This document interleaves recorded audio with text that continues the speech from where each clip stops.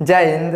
देखिए इस वीडियो में समझते हैं कि बच्चे के जन्म होते समय मेल और फीमेल के अंदर जो हार्मोन्स होते हैं ये कैसे काम करते हैं और कौन कौन से मुख्य हार्मोन्स होते हैं। देखिए बिना हार्मोन्स के हमारा शरीर ना चलिए नहीं पाएगा। जिस तरह से हमारा पैर नहीं रहेगा, हाथ नहीं रहेगा, हम नहीं चल पाएंगे, उसी तरह से हार्मोन्स के बिना हमारा शरीर नहीं चल पाता है। लेकिन जो मुख्य हार्मोन्स होते हैं बच्चे के जन्म के समय ये हर वक्त एक्टिव नहीं रहते हैं। कब रहते हैं? देखिए जब तक मेल और फीमेल आपस में शारीरिक संबंध नहीं बनाएंगे, सेक्स नहीं करेंगे ना, तब तक वो बढ़िया से एक्टिव नहीं होता, सब बढ़िया से काम नहीं करता। काम करेगा लेकिन जैसे गर्भधारण महिला कर लेती है ना, तो जो भी हार्मोन्स होते हैं वो बहुत तेजी से काम करते हैं। तो कौन कौन होते हैं उनके विषय में हम समझते हैं। चलिए ध्यान समझिए। देखिए है क्या है बाबू? है मादा जनन तंत्र का इमेज है क्या है? तो है नर जनन तंत्र का इमेज है।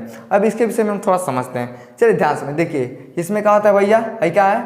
ऐसे हम बोलते हैं ओवरी। क्या होता है? एक ओवरी हो गया, ऐठो है हो गया। ओवरी में क्या बनता है? तो अंडा बनता है और यही अंडा आगे चल के क्या कहता है? एक बड़ा सा बच्चे का रूप ले लेता है। कौन बनता है? यही अंडा होता है। अंडा किसके माध्यम से जाता है? तो फिलिपियन ट्यूब के माध्यम से कहाँ आ जाता है? यूटस में यानी गर्भाशय में आ जाता है। अब इसके विषय में थोड़ा समझते हैं कि कौन कौन से मुख्य हार्मोन्स होते हैं कि जो बच्चे को जाके गर्भाशय में डाल देते हैं और बच्चे को बाहर निकलने में मदद करते हैं। देखिए क्या है बाबू? तो मादा जनन का क्या होता है?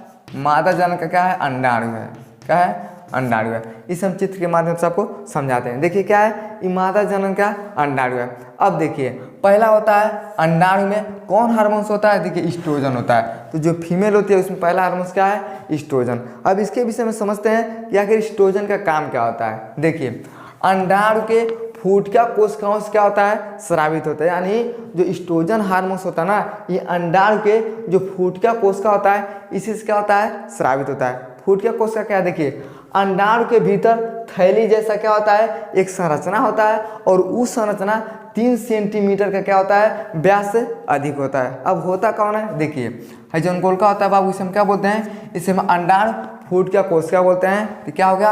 अंडाणु फूटका कोशिका। ये क्या होता है? देखिए अंडाणु के भीतर एक थैली जैसा होता है। यहाँ पे समझिए, है मान लीजिए अंडाणु हो गया। अब इसके भीतर देखिए है थैली जैसा हो गया और ये जो थैली होता है ये 3 सेमी व्यास से भी क्या होता है? अधिक होता है और इसी को हम क्या बोलते हैं? तो अंडाणु का फूटका कोशिका बोलते हैं। समझ में गया? तो जो अंडाणु का फूटका कोशिका होता है ना, तो अंडाशय के फूटका कोशिका से क्या होता है? ये स्रावित होता है। तो कौन स्रावित होता है? जो ईस्ट्रोजन होता है ना, इसी से क्या होता है? इसका स्रावित होता है। समझ में आ गया इतना? अब देखिए नारी विकास हार्मोन्स कहते हैं, यानी जो ईस्ट्रोजन हार्मोन्स होता है इसे हम क्या बोलते हैं? नारी विकास हार्मोन्स। नारी विकास हार्मोन्स का मतलब क्या हो गया? तो विकास का मतलब होता है बढ़ने से। तो यही जो हार्मोन्स होता है ना, ये क्या करता है? बढ़ाने का काम करता है। किसको बढ़ाता है? देखिए बाल हो गया, स्तन हो गया, यानी जो भी महिला के शरीर पे बाल आते हैं, स्तन होता है यानी जो चेस्ट होता है, वो कौन बढ़ाता है?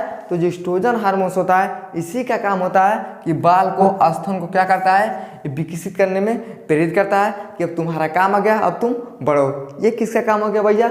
ईस्ट्रोजन हार्मोन्स का। देखिए दूसरा होता है प्रोजेस्टेरॉन हार्मोन्स। अब इसके विषय में जानिए। देखिए गर्भधारण हार्मोन्स कहते हैं, यानी जो प्रोजेस्टेरॉन हार्मोन्स होता है इसे हम क्या बोलते हैं? गर्भधारण हार्मोन्स कहते हैं। काहे कहते हैं? देखिए ये गर्भधारण के समय विकास के लिए क्या करता है? प्रेरणा करता है। अब जैसे मेल और फीमेल आपस में क्या करते हैं? शारीरिक संबंध बनाते हैं। तो जैसे शारीरिक संबंध बनाते हैं ना, एक चीज समझ। देखिए है क्या होता है? योनि होता है। क्या भाई? ये वेजाइना है। अब जैसे स्पर्म जाता है अंदर घुस जाता है। अब जैसे स्पर्म अंदर जाएगा, अंडस क्या करेगा? ये फर्टिलाइजेशन करेगा। तो जैसे अंडस फर्टिलाइजेशन करेगा तब एक महिला गर्भधारण करती है। तो जैसे महिला गर्भधारण के समय विकास के लिए कौन प्रेरित करता है? यही जो प्रोजेस्टेरॉन होता है ना, यही कहता है कि अब भैया तुम्हारा काम आ गया। उनको क्या करता है? प्रेरित करने का काम करता है। तो कौन करता है? यही करता है। कब करता है? तो जब महिला गर्भधारण के समय हो जाती है। समझ में गया?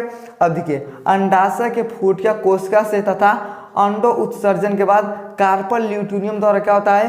ये स्रावित होता है। तो कौन स्रावित होता है? तो प्रोजेस्टेरॉन। अब हम ये समझते हैं कि कार्पल ल्यूटिनियम क्या होता है। देखिए ये गर्भधारण के क्या होते हैं? अंडाणु होते हैं और ये क्या होते हैं? एक ग्रंथि होते हैं। यानी जो भी कार्पल ल्यूटिनियम होता है ना, ये गर्भधारण के समय, यानी जैसे महिला होती है जब गर्भधारण करती है उसी के समय जो अंडाणु होते हैं ये अस्थायी रूप से क्या होते हैं? एक ग्रंथि होते हैं। तो कौन होते हैं? यही वाले जो प्रोजेस्टेरॉन हार्मोन्स होता है। समझ में गया? अब यहाँ पे समझ। देखिए है गोल का क्या है भैया? है गोल का दिखाई दे रहा है ना, यहाँ क्या होता है? इसे हम बोलते हैं कार्पल ल्यूटिनियम। यानी यह जो गोलका होता है इसे हम क्या बोलते हैं, कार्पल ल्यूटिनियम बोलते हैं। और इसी से क्या होता है, तो जो प्रोजेस्टेरोन हार्मोन्स होता है इसी से क्या होता है, ये स्रावित होता है। समझ में गया। यानी अंडो उत्सर्जन के बाद जब अंडा का उत्सर्जन हो जाता है तो जो कार्पल ल्यूटिनियम द्वारा होता है ये क्या होता है, स्रावित होता है। कौन स्रावित होता है, तो यही जो प्रोजेस्टेरोन हार्मोन्स होता है ये क्या होता है, स्रावित होता है। ये कितना हार्मोन्स हो गया, 2 ठो। अब इसका स्क्रीनशॉट लीजिए, थोड़ा इसके विषय में हम आगे समझते हैं। चलिए अगला हार्मोन्स होता है रिलैक्सिन। रिलैक्सिन हार्मोन्स का काम क्या होता है, देखिए ये गर्भकाल की समाप्ति पर कार्पल ल्यूटिनियम द्वारा स्रावित होता है। देखिए यो क्या होता है, क्या होता है भैया, इसे हम बोलते हैं कार्पल ल्यूटिनियम। तो जो कार्पल ल्यूटिनियम होता है इसी के माध्यम से भी स्रावित कौन होता है, तो रिलैक्सिन हार्मोन्स होता है। समझ में आएगा। देखिए ये प्रसव का क्या होता है, सुविधाजनक होता है। प्रसव का मतलब क्या होता है, आप देखिएगा जैसे बच्चे का जन्म होगा तो सब कहेगी महिला सब बच्चे का प्रसव हो गया, बच्चे का प्रसव हो गया, यानी बच्चे का क्या हो गया, जन्म हो गया, उसे हम बोलते हैं प्रसव। तो जब बच्चे का जन्म होता है ना, तो जन्म के समय क्या करता है, सबसे महत्वपूर्ण भूमिका कौन निभाता है, तो रिलैक्सिन निभाता है। कैसे निभाता है, देखिए ये प्यूबिक सिम्फाइसिस को क्या करता है, चौड़ा कर देता है। अब ये क्या होता है, तो यहाँ पे समझ, देखिए है वाला क्या होता है भैया, जो हमारे पेल्विक के नीचे वाला होता है ना, इसे हम क्या बोलते हैं, प्यूबिक सिम्बाइसिस बोलते हैं। तो जो रिलैक्सिन हार्मोन्स होता है, जैसे बच्चे का जन्म होने वाला होता है ना, ये क्या करता है, इसको चौड़ा करता है। देखिए ये वाला होता है प्यूबिक सिम्बाइसिस, इसको क्या करेगा, इसे चौड़ा कर देगा। अब जैसे चौड़ा करेगा तो बच्चा आसानी से क्या होता है, बाहर निकल जाता है। ये क्या होता है, प्यूबिक सिम्फाइसिस होता है। और जैसे प्यूबिक सिम्फाइसिस चौड़ा हो जाता है ना, बच्चा आसानी से क्या होता है, बाहर आने लगता है। समझ में गया। ये किसका काम होता है, रिलैक्सिन का। लेकिन देखिएगा बच्चा जन्म कहाँ नहीं हालिस होता है, तो जब महिला सबको देखिएगा ना, जैसे पेट में बच्चा रहेगा तो दिन भर बैठल रहेगी, न चौकी डोलाएगी, न बेलना डोलाएगी, न खाना बनाएगी, और कहेगी एकदम पेट गड़ रहा है, एकदम पेट गड़ रहा है। जाएगी डॉक्टर के पास, तो जो डॉक्टर होता है ना, रिलैक्सिन हार्मोन्स क्या करता है, कम कर देता है। अब जैसे रिलैक्सिन हार्मोन्स को कम करेगा ना, तो सब क्या होता है, रिलैक्स हो जाता है। और जब सब रिलैक्स हो जाता है, इसलिए अगर आप नॉर्मल डिलीवरी करवाएगा ना, तो जल्दी से बच्चा बाहर नहीं जाएगा। काहे नहीं आएगा, जो प्यूबिक सिम्फाइसिस होता है ये जल्दी से फैलेगा नहीं करेगा, और जब जल्दी से नहीं फैलेगा तो बच्चा भी जल्दी से बाहर नहीं जाएगा। इसलिए थोड़ा महिलाओं को अगर पेट में बच्चा ना, थोड़ा सहन करिए, और तुरंत दवाई खाइएगा ना, आपको ऑपरेशन करवाना पड़ जाएगा। तो डॉक्टर क्या करता है, इसी को क्या करता है, कम कर देता है। समझ में आ गया। अब देखिए ये तो हो गया फीमेल के विषय में। अब मेल वाले में समझते हैं कि मुख्य हार्मोन्स कौन होता है। देखिए फीमेल में इकट्ठ हो रहा होता है, जो सबसे मुख्य हार्मोन्स होता है कौन होता है, देखिए वृषण, ये क्या होता है, टेस्टिस में होता है। टेस्टिस कैसा होता है, देखिए एठोई हो गया, एठोई हो गया, इसे हम क्या बोलते हैं, तो टेस्टिस बोलते हैं। यानी कितना टेस्टिस होता है, 2 ठोरा। इसी में क्या बनता है, इसी में बनते हैं स्पर्म। क्या बनता है, इसी टेस्टिस में स्पर्म बनता है। देखिए जो टेस्टिस होता है अंतःस्रावी ग्रंथि के रूप में क्या करता है, ये काम करता है। और उसमें देखिए एंडोजेंस नाम का क्या होता है, एक हार्मोन्स उत्पन्न होता है। यानी जो टेस्टिस होता है ये अंतःस्रावी ग्रंथि के रूप में ये काम करता है, लेकिन उसमें एक हार्मोन्स उत्पन्न होता है, उस हार्मोन्स का नाम होता है एंडोजेंस। ये एंडोजेंस हार्मोन्स क्या करता है, देखिए ये प्रमुख हार्मोन्स होते हैं टेस्टोस्टेरोन। यानी जो एंडोजेंस नाम का हार्मोन्स होता है उसके अंतर्गत कौन हार्मोन्स होता है, तो टेस्टोस्टेरोन। और यही जो टेस्टोस्टेरोन हार्मोन्स होता है उसे हम क्या बोलते हैं, पुरुष विकास का क्या होता है, हार्मोन्स होता है। अगर आपके अंदर टेस्टोस्टेरोन हार्मोन्स कम बनेगा ना, तो आप कहिएगा कि हम पुरुष हैबा नहीं करेंगे, आपको कोई फर्क नहीं पड़ने वाला भैया।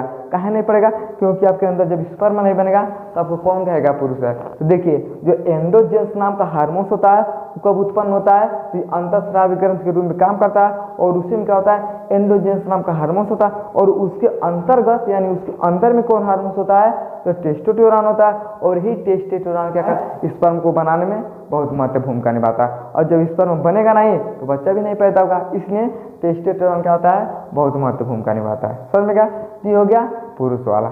आई होप आपको समझ में आ गया होगा कि महिला के अंदर मुख्य रूप से कितने हार्मोन्स होते हैं, 3 तरह के। पुरुष के अंदर कितना होता है, 1 ठुकरा। समझ में आ गया। आई होप आपको ये सब समझ में आ गया होगा। समझ में आ गया तो वीडियो को लाइक शेयर सब्सक्राइब जरूर करें। जय।